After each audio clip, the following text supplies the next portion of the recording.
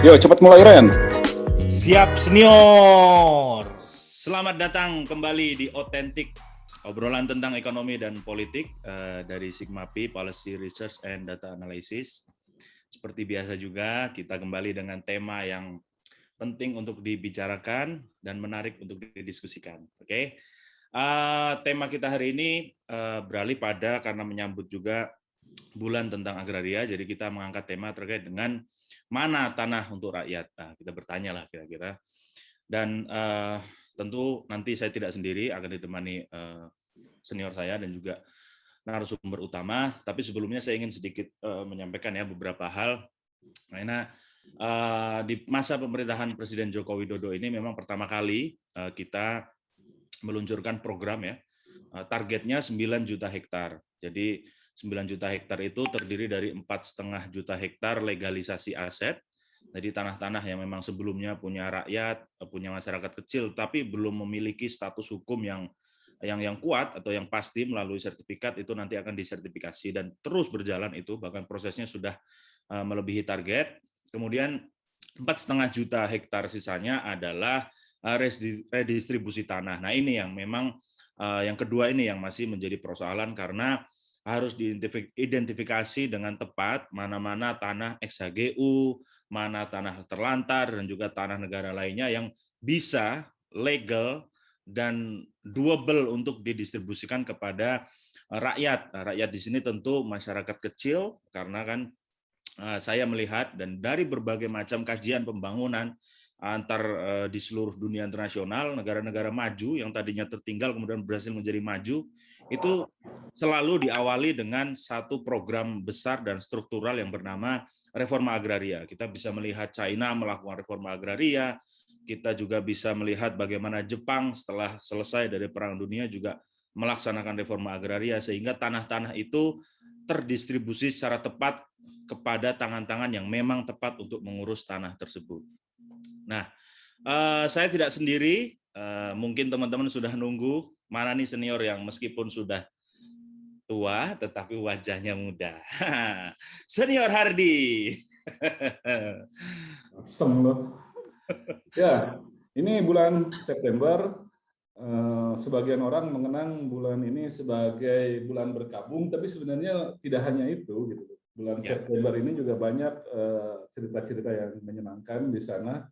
Makanya Vina Panduwinata menyanyikan lagu September Ceria. Iya. Tapi bukan itu poin yang akan kita bahas. Kita bahas tentang soal lahan, soal tanah, soal pertanian, soal reforma agraria, soal land reform. Jadi di bulan September pada tahun berapa ketika disusun Undang-Undang Pokok Agraria itu bulan September tahun 60. Oh, bulannya September juga, senior?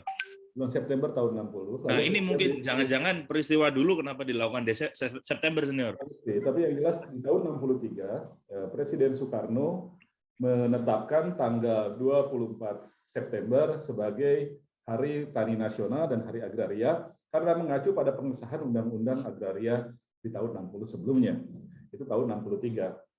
Lalu di tahun 2018, Presiden Joko Widodo menetapkan Kepres tentang reforma agraria pada tanggal 24 September 2018.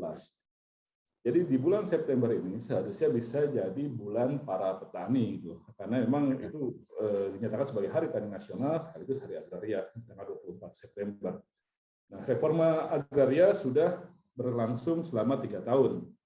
Undang-Undang Pokok Agraria sudah berjalan selama lebih dari 60 tahun, 61 tahun. 61 tahun. Sementara kita lihat ketimpangan lahan kita masih cukup tinggi. Nah, ini perkembangannya seperti apa dari reforma agraria yang sudah disusun, sudah diregulasikan oleh Presiden Joko Widodo di 3 tahun yang lalu. Kita akan bahas ini. Ada siapa tadi yang akan menemani kita, akan jadi teman ngobrol kita? Nah, narasumber kita, ya betul, narasumber kita Bang Marbawi. Ya. Kabar. Apa kabar Selamat Bang Marbawi? Siang.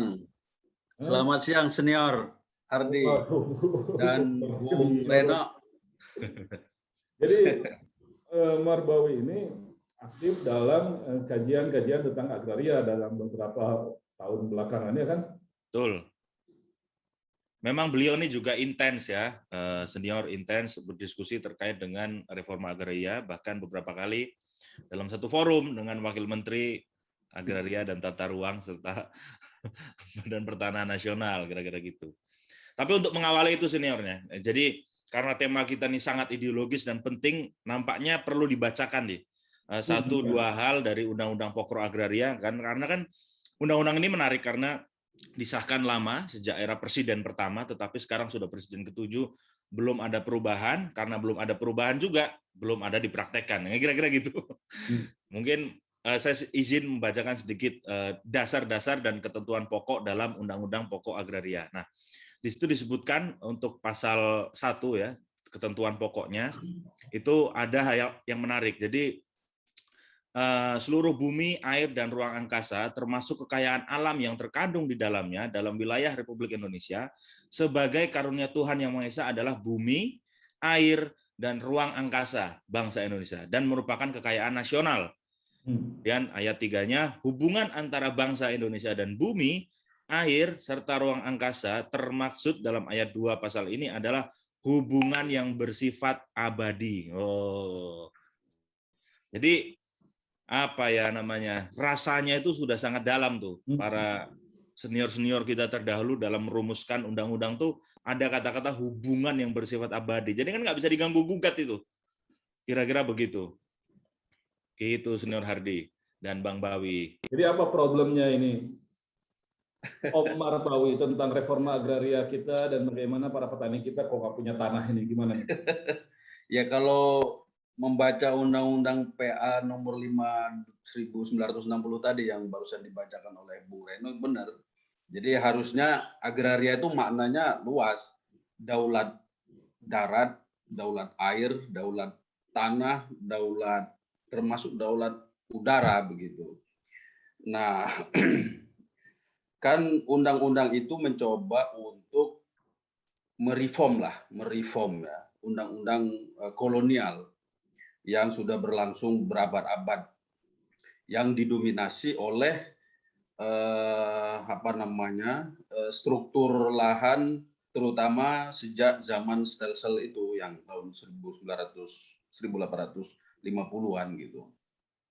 Nah, itu berusaha untuk mereform itu semua, tapi kan prakteknya setelah Orde Baru, setelah reformasi juga tidak terlalu banyak berubah, karena kalau kita konsisten ingin melaksanakan Undang-Undang PA, reform terjadi gitu.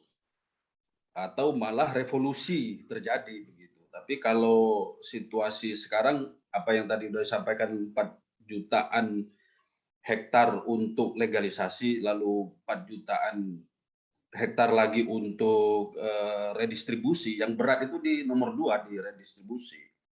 Kan pertanyaan, tanahnya mana? Tanahnya di mana? Kalau di Jawa ya udah nggak ada tanah nih Bung Hardi. Ya kan? Misalnya kebun-kebun Belanda jadinya PTPN. Itu PTPN belasan. Terus jadi Inhutani, Perhutani begitu ya. Nah, kalau di luar Jawa dulu kawasan hutan lindung maupun hutan produksi. Lalu kemudian di zaman Orde Baru itu kan HGU itu besar-besaran. HGU itu besar-besaran, ya skala ratusan ribu hektar ya, satu entity begitu. Jadi ruang yang harusnya itu relatif terbuka bagi penduduk ya, misalnya penduduk Jawa yang relatif padat, kan dulu ada program transmigrasi kan, di Sumatera, di Lampung, di mana-mana begitu. Nah, sebenarnya untuk mengokupasi lahan-lahan yang produktif untuk permukiman dan pertanian gitu. Tapi kenyataannya belakangan gerakan transmigrasi itu kalah sama gerakan HGU gitu ya. Sehingga kalau misal dibuat lagi untuk program redistribusi hari ini, ya yang tersisa paling di Kalimantan dan di Papua. Kalau itu pun harus dicek, jangan-jangan tanahnya rawa semua atau jurang atau bukit-bukit gunung yang nggak bisa diproduksi, maksud dipakai untuk produktivitas pertanian. Kalaupun misalnya bisa dipakai produktivitas pertanian, akses ke sananya gimana? Bisa puluhan kilo kan, bisa ratusan kilo gitu. Jadi konektivitas ekonominya itu gimana? Nah, kalau di Jawa makanya solusinya Pak Jokowi itu sudah betul. Pertama, memang sertifikasi untuk lahan existing yang sudah dimukimi gitu ya, sudah dipakai.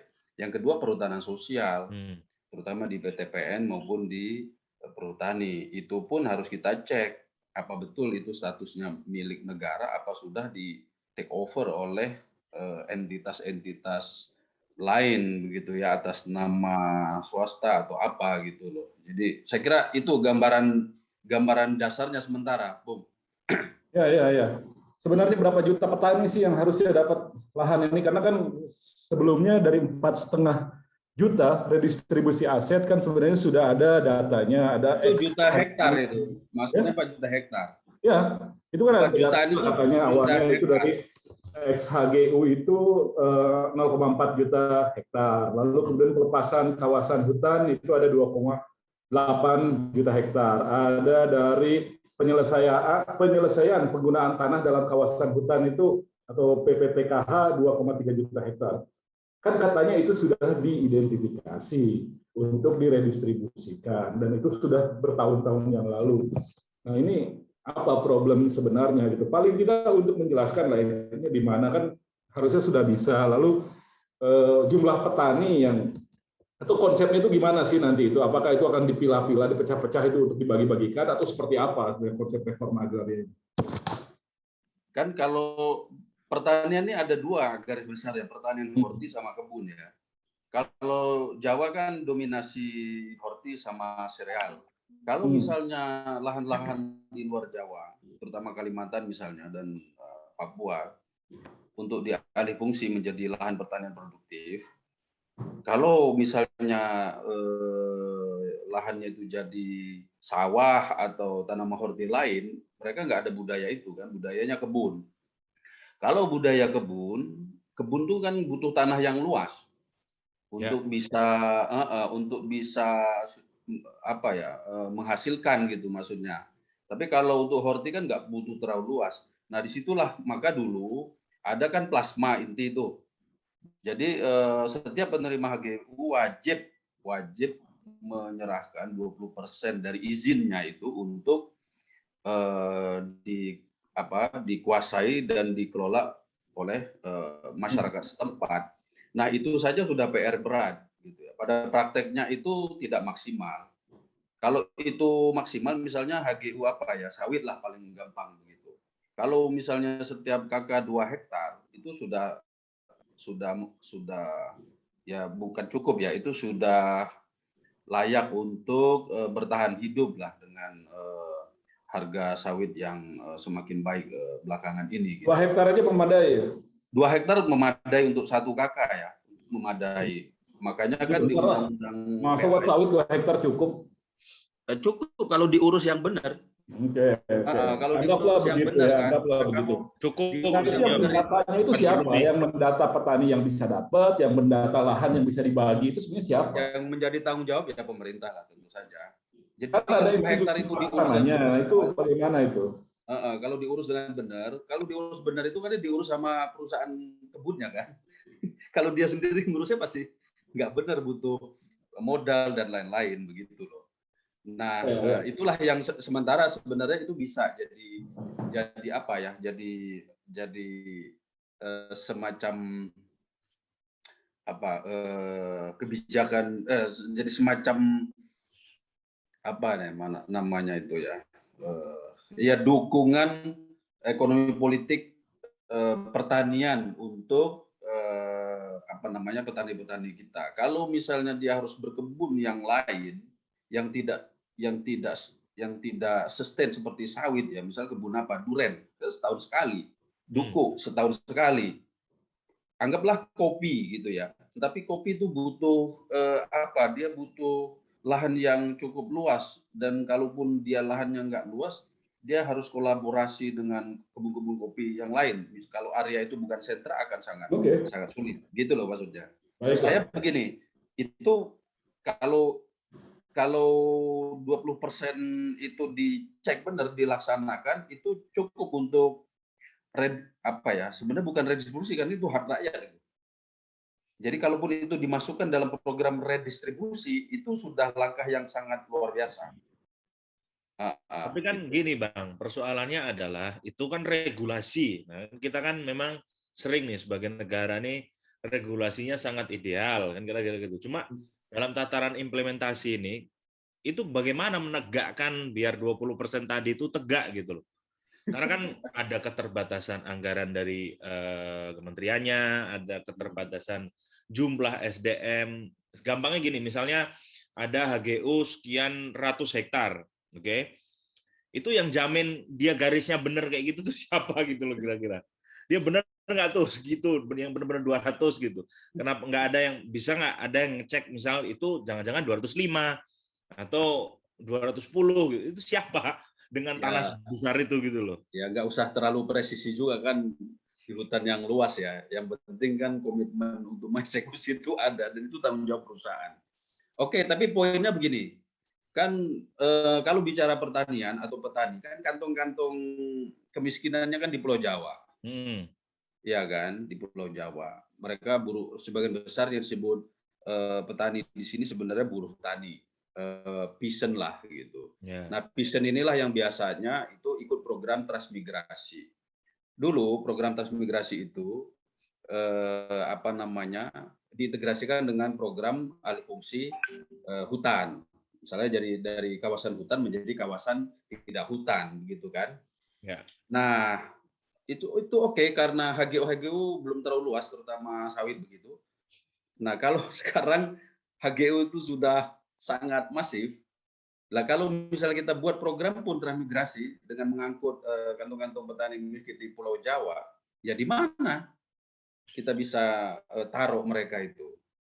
Ya kan? Ada, bisa aja jauh, tapi kan jauh dari jalan utama misalnya. Atau jauh dari kota kecamatan begitu. Ya. Itu berapa biayanya? Berapa tahun lagi untuk bisa tumbuh sebagai pusat ekonomi gitu loh maksud saya. Di Kalimantan yang kan kalau lihat data yang paling banyak stok untuk itu redistribusi ya. Kita bicara redistribusi, itu paling banyak stoknya di Kalimantan sama Papua. Gitu. Tapi kawasan hutan itu juga luas di sana. Tapi anehnya HGU bisa sangat luas begitu. Nah, jadi ada constraint itu sekarang itu untuk melakukan redistribusi itu karena ada manusianya juga yang harus dipindahkan untuk mengelola lahan-lahan itu. Karena kalau petani-petani di Sumatera, di Kalimantan atau di luar Jawa, mereka kan pekebun-pekebun lama yang punya tanah turun-temurun gitu. Yang punya tanah turun-temurun, mereka tidak pernah menghadapi semacam agresi tanda kutip dari okupasi lahan perkebunan yang luas ya secara masif. Tapi 20 tahun atau 30-an tahun terakhir kan mereka menghadapi itu, misalnya kampung-kampung Dayak di Kalimantan begitu ya, tiba-tiba harus dipindahkan keluar area HGU begitu loh. Paling itu sekarang situasinya. Jadi ada himpitan begitu ya. Ada himpitan HGU di satu sisi di luar Jawa, ada himpitan ada kesulitan untuk memindahkan petani-petani miskin dari Pulau Jawa ke luar Jawa karena itu butuh biaya yang besar, padahal mereka sangat dibutuhkan untuk mengelola tanah-tanah baru itu secara produktif gitu. Jadi sekarang petani berapa punya lahannya? Kan rata-rata 0,25, 0,3. 0,2. 0,2. Iya, 0,2. Ya, nah, 40 kali 50 meter. Dan hari ini juga kalau ada program, kan sejak 2016 itu udah banyak pembukaan sawah-sawah baru di luar Pulau Jawa. Iya kan, sawah-sawah baru ya, cetak baru. Nah, saya cek di lapangan itu 1 kakak rata-rata juga dapatnya 0,2 juga, Bung. 40 kali 50 meter persegi gitu. Itu juga yang bikin buat sulit ya kita melakukan mekanisasi pertanian kan. Tapi mungkin itu karena begini kan, itu kayak lahan sawah baru itu lahan tambahan bagi warga setempat yang sudah punya kebun lain kan. Jadi nggak dikasih luas, yang penting dapat sawah semua gitu. Ya. Nah, sekarang kan jumlah rumah tangga petani kita ini kan sekitar 5 juta keluarga. Jadi kalau misalnya 4,5 juta ini dibagi rata, kan lu bisa dapat tambahan rata-rata 1 hektar semua itu. Kalau tanahnya Kalau itu real. dibikin rata saja. Nah ini kalau transmigrasi dulu kan 2 hektar. iya, transmigrasi udah 2 hektar itu jalan. Nah, sekarang ini kan dengan redistribusi aset 4,5 juta ditambah dengan yang tadi legalisasi juga 4,5, yang mestinya mereka bisa nambah tambahan yang 1 juta hektar per keluarga, ditambah ininya apa namanya yang udah jadi legalnya 1 hektar juga per keluarga rata-rata gitu loh, yang bisa kita hitung. Nah masalahnya sekarang ada atau enggak sebenarnya tanahnya itu untuk dibagi-bagikan, itu ada atau enggak gitu loh, atau sudah tercatat atau belum, dikuasai siapa sekarang, dan apa susahnya? Kalau pertanyaannya ada, Ya kemungkinan ada lah. besar jawabannya itu ada. Pertanyaannya itu di mana? Atau jenis lokasinya seperti apa? Itu ada candaan.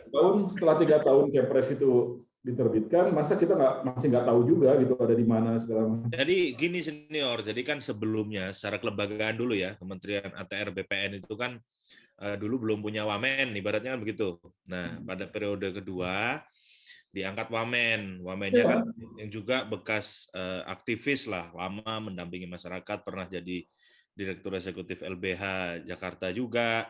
Nah, sekarang beliau yang memegang untuk melaksanakan reforma agraria. Nah, kemarin pada periode zaman COVID di 2020, beliau keliling tuh secara Zoom ya, artinya untuk membentuk gugus tugas reforma agraria per provinsi. Jadi dari seluruh provinsi dibentuk untuk diberikan target per provinsi masing-masing. Nah, artinya dari sisi kelembagaan memang kita harus beri waktu senior agar nanti hasilnya kelihatan apa enggak. Karena ini baru berjalan kurang lebih belum ada 2 tahun, artinya baru setahun lebih secara kelembagaan itu dibentuk gugus tugas reforma agraria per provinsi. Karena kan sebelumnya nggak ada, itu hanya target pusat yang kemudian operasionalisasi di lapangannya nggak clear. Nah, sekarang lebih diperjelas oleh Surya Chandra ini, kira-kira begitu.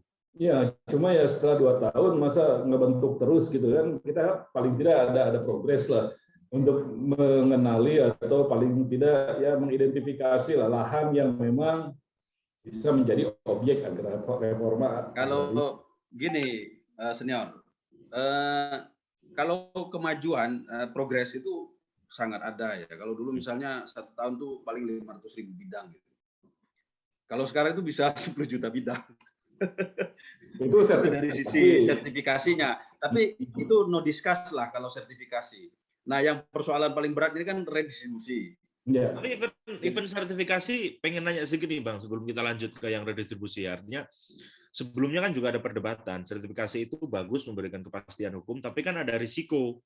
Ya. Warga tanpa ada pendampingan yang khusus, dia belum artinya nggak lain ya, ibaratnya begitu.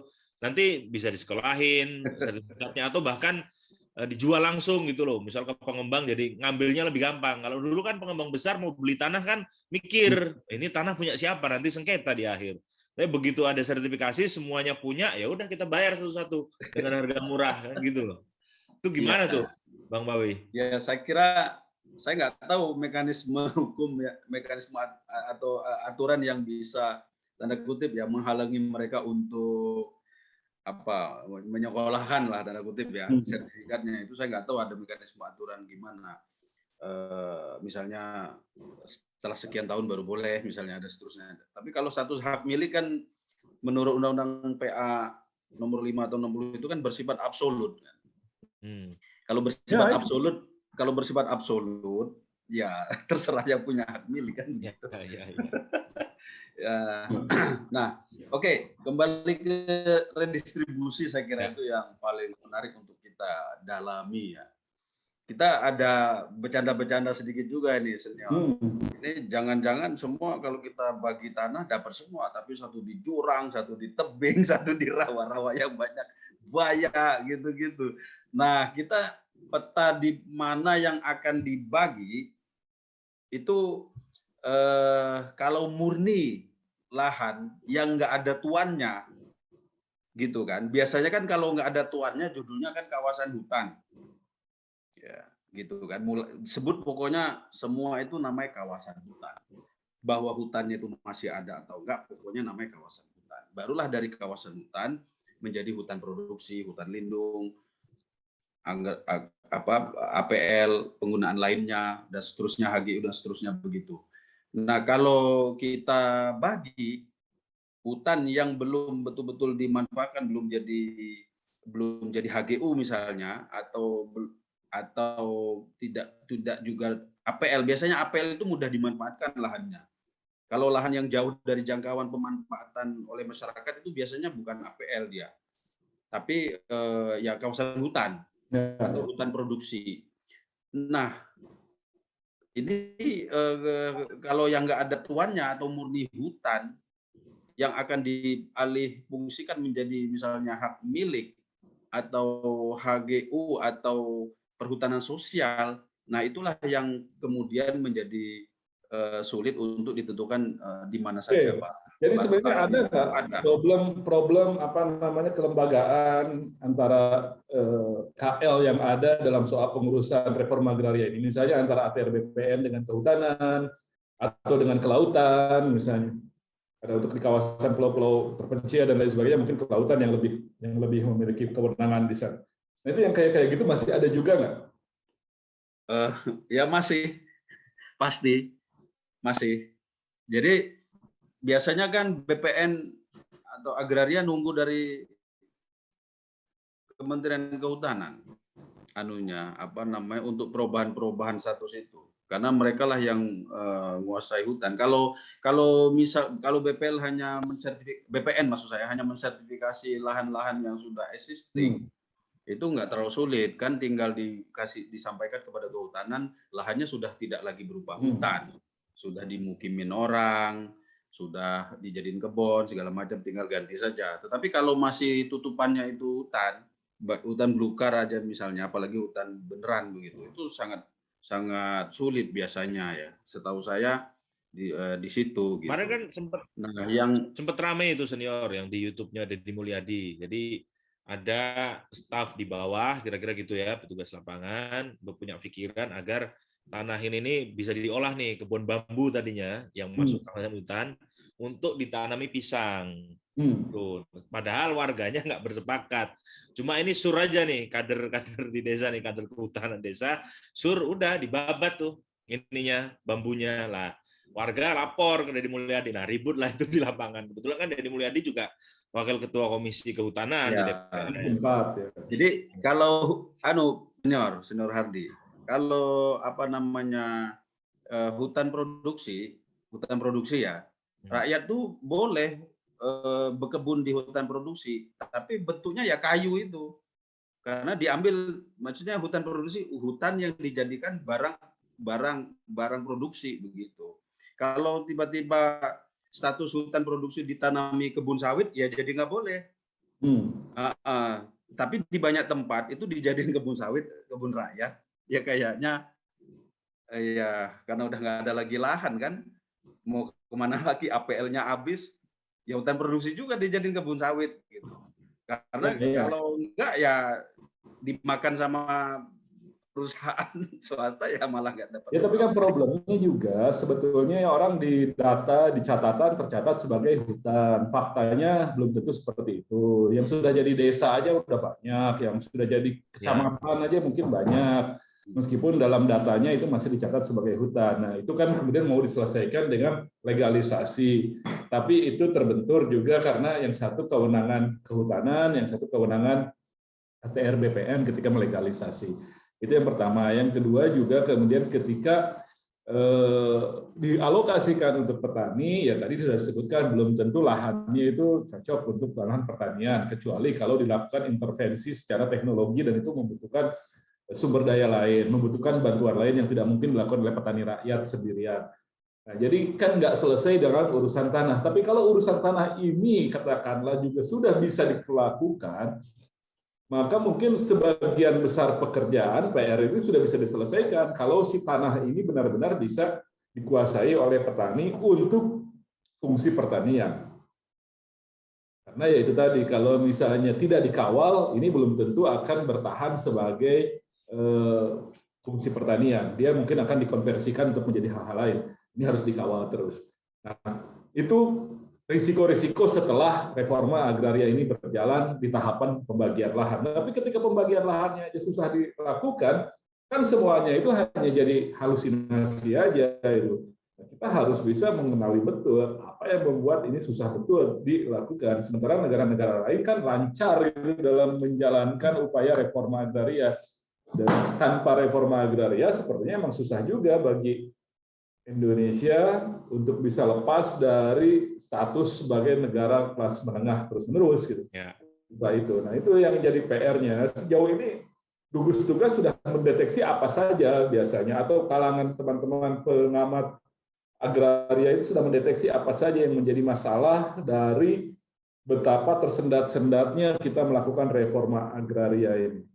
Oke, mungkin sebelum Bang Bawi jawab ya, biar lebih clear realisasinya sampai terakhir nih senior ya. Jadi targetnya dari legalisasi aset kan 4,5 juta. Itu sudah terrealisasi 6,99 juta. Artinya sudah 155,4%. Nah, dari 6,99 juta ini tanah transmigrasinya 0,11 juta itu udah tercapai, udah lewat. Ya, kemudian dari pendaftaran tanah atau PTSL, pendaftaran tanah sistematis lengkap itu juga 6,88 juta, itu sudah 176%. Nah, yang redistribusi tanah itu 4,5 juta, baru tercapai 1,27. Nah, dari 4,5 tadi ya, yang ex-HGU, tanah terlantar, tanah negara lainnya itu sudah tercapai. Karena targetnya 0,41, realisasinya 1,57, sudah 256%. Nah, yang belum tercapai ini memang yang hanya pelepasan kawasan hutan, karena targetnya 4,1, realisasinya 0,268 juta atau baru 6,41%. Jadi ketika kita berbicara reforma agraria, ya kita bicara reforma agraria dipersempit dalam programnya Pak Jokowi, yang belum terlaksana hanya yang pelepasan kawasan hutan. Jadi kita langsung aja tanya narasumber utama kita ini soal pelepasan hutan, begitu aja kira-kira.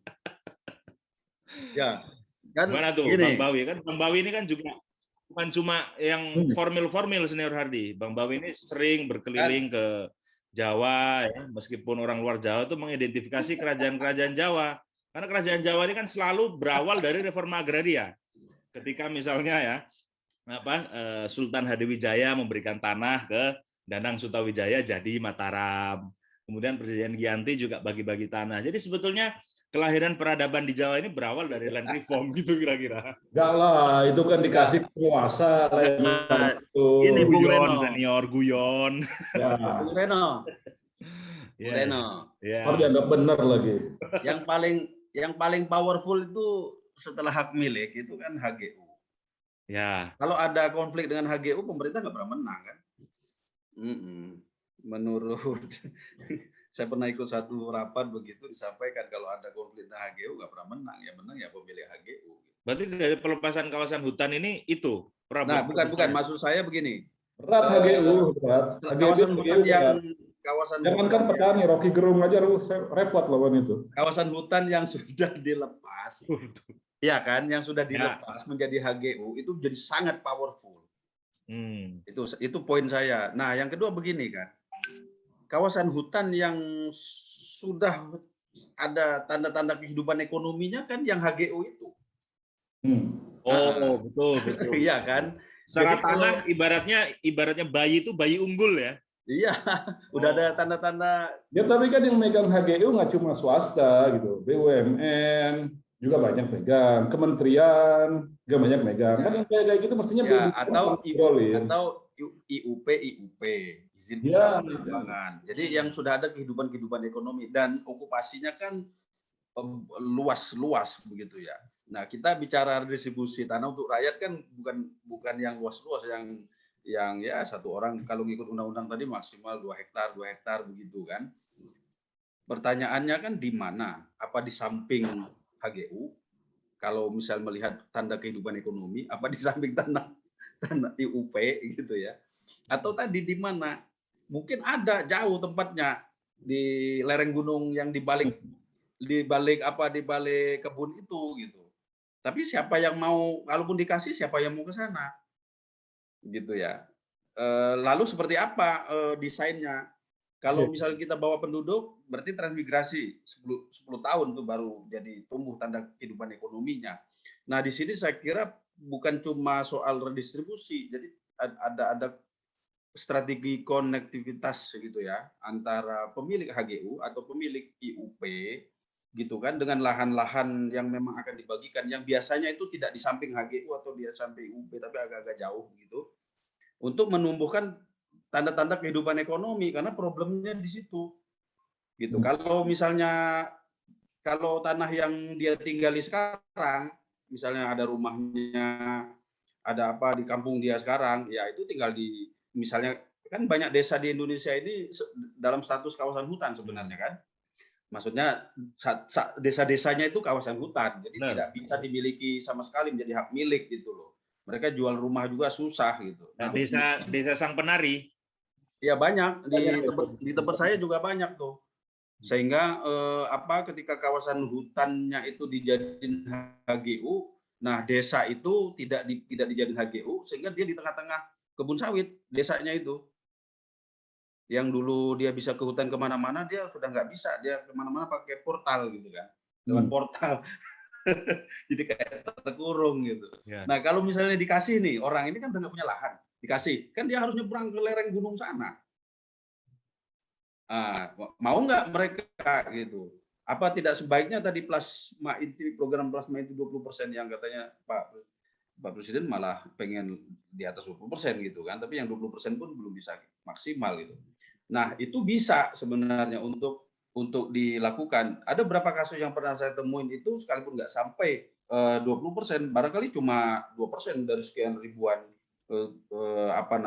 hektar gitu. Tapi satu dusun punya 800 hektar dari puluhan ribu hektar punya sebuah perusahaan dan mereka cukup bisa gitu loh, nggak sampai 20% itu, nggak sampai. Produktif artinya? Produktif, tiap bulan juga dapat uang kan, semua kebunnya kan diurus sama perusahaan. Mereka itu negosiasinya aja. Gimana caranya Bang? Itu dia, tergantung kecanggihan, memang tergantung kecanggihan kadus atau kadesnya sih. Nggak, maksudnya ada nggak waktu di pengalaman yang Abang tahu ini, intervensi langsung memang tergantung kekompakan ya, kekompakan rakyatnya gitu. Kalau rakyatnya kompak, agak keras kepala begitu, perusahaan juga nggak mau ribut kan. Yang penting fair, hitung-hitungannya fair gitu loh. Kadang-kadang tapi gini senior, satu-satunya strategi untuk merealisasi itu bisa jalan ya antagonisme politik. Enggak, yang penting hitung-hitungannya fair. Gedor pintu berarti. Gini, kan begini, yang punya sumber skill, SDM maupun modal itu kan perusahaan.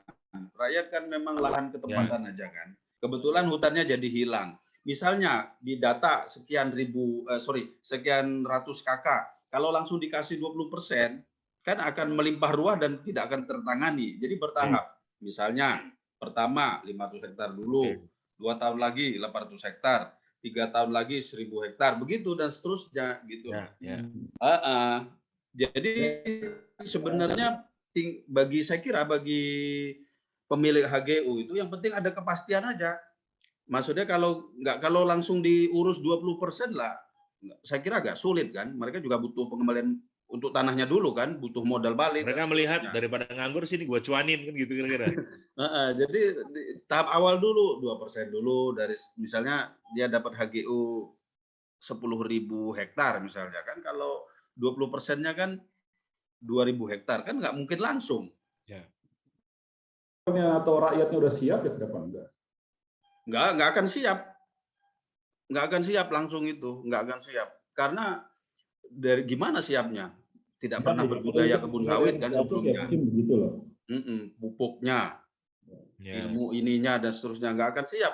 Biasanya kebunnya kebun karet gitu. Di Kalimantan kan kebun karet. Kalau karet kan tinggal tanam, ditungguin, didatangin lagi 4 tahun kemudian tinggal disadap. Nggak pernah dipupuk, nggak pernah disiang. Sawit begituin ya mati dia. Lebih sederhana ya kalau karet ya Bang ya? Iya, lebih sederhana, ditinggalin aja di dalam hutan. Nanti kira-kira udah agak batangnya sebesar betis pahanya Bung Reno ini langsung disadap sama dia. Dipupuk juga enggak. Gitu. Jadi lebih sederhana. Atau dia tanam jengkol gitu kan.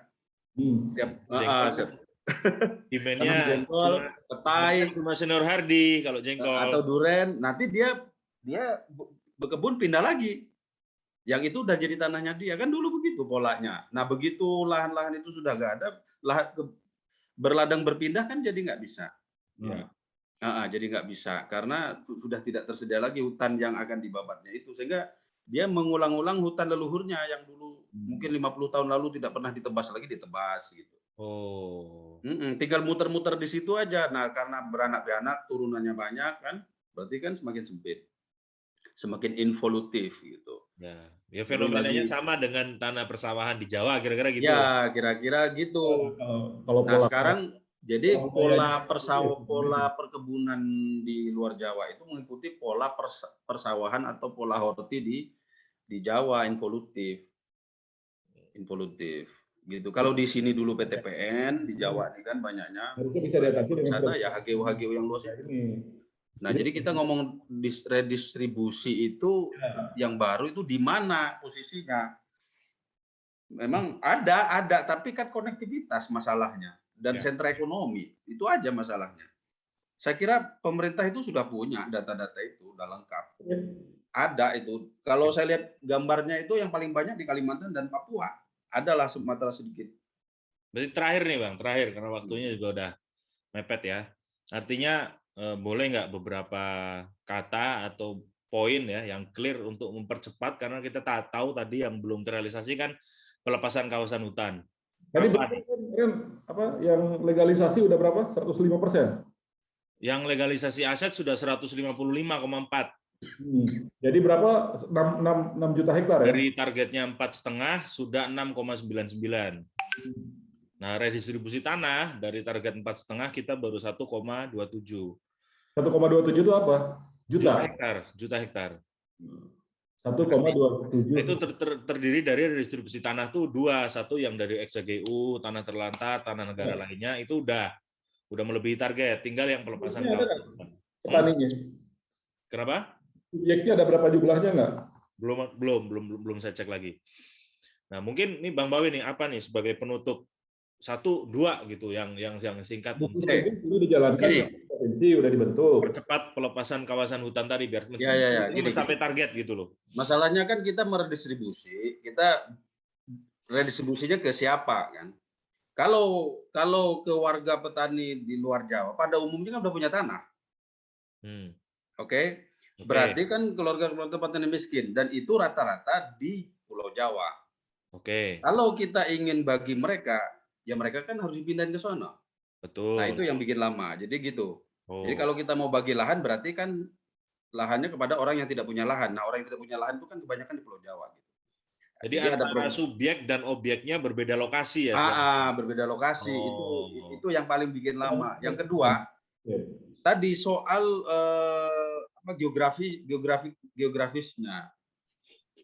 Ada tanahnya kalau di Kalimantan, di Papua, di apa, tapi kan jarak, transportasi macam-macam gitu. Untuk tumbuh sentra ekonomi itu nggak gampang. Makanya plasma inti yang 20% itu yang harus diwajibkan kepada itu yang harus dipercepat, tetapi memang tidak bisa sekaligus, tetapi itu aja difokuskan dulu.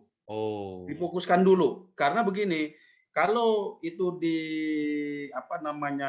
dilaksanakan secara konsisten, kan dia butuh tenaga kerja. Ya. Butuh buruh harian, tenaga kerja. Nah, tenaga kerja bisa diambil dari Jawa. Ya kan? Nanti lama-lama kan dia tinggal di kebun itu dulu.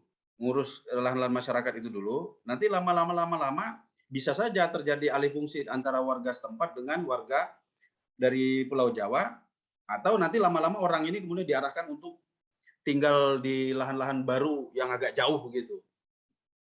Jadi transmigrasinya itu dimodif gitu dengan bantuan pemilik HGU. Gitu caranya paling. Sudah kepikiran belum itu sama gugus tugas?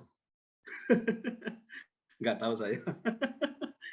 Tapi menurut saya ya itu yang paling berat kan, antara subjek dan objeknya beda lokasi. Artinya masih akan cukup lama lah kita bisa masih efektivitas dari program reforma agraria ini. Masih banyak. Kan penduduknya sedikit kan di Papua, sedikit, cuma 2 jutaan orang. lalu di Kalimantan cuma berapa, bandingkan dengan Kabupaten Bogor 6 juta orang kan gitu. Ya. Jadi itu ada problem di situ, Bung, gitu. Problem demografi yang Artinya tidak cukup dengan reforma agraria, dia harus diiringi juga dengan program transmigrasi, dengan program